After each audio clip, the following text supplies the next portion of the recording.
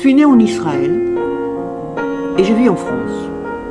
Je ne suis pas pratiquante et pourtant, l'identité juive me colle à la peau. Je ne comprends pas pourquoi.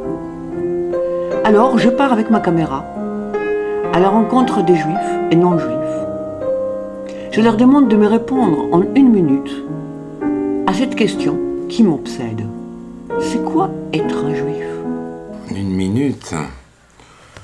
Alors, je crois que c'est quand on n'est pas pratiquant que l'identité juive vous colle à la peau, parce que pour un pratiquant, c'est Dieu qui colle.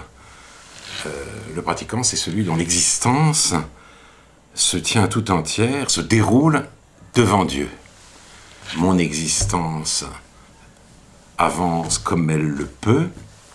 Dieu n'est pas son témoin, et en même temps, je me sens juif, et je suis, parce que je ne suis pas juif pratiquant, un juif identitaire.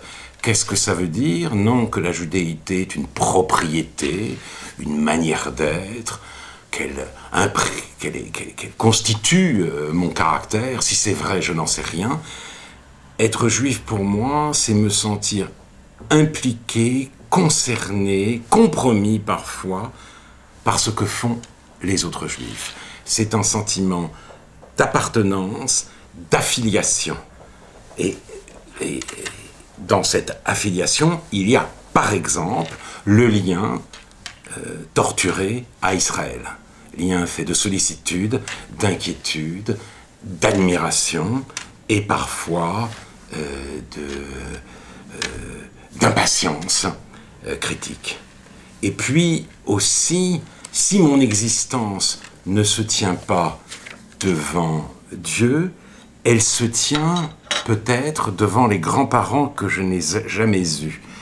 Raymond Aron disait que s'il devait apparaître devant son grand-père qui vivait à Rambervillers, encore fidèle à la tradition, je voudrais devant lui ne pas avoir honte, je voudrais lui donner le sentiment que n'étant plus juif comme il l'était, je suis resté d'une certaine manière fidèle.